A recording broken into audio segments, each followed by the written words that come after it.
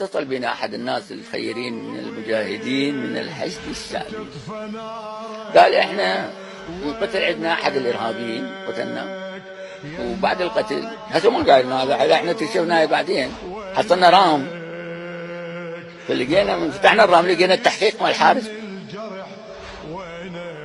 المعلومة ما حد ذاكره ولا بس لكم اذكره.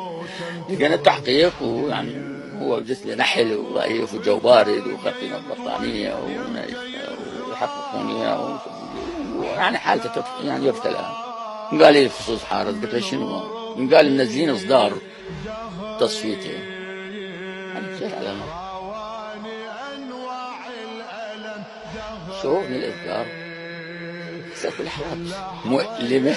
بلكي قلبي تطفى ناره، وينك يا نارك بقلبي رمح، وينك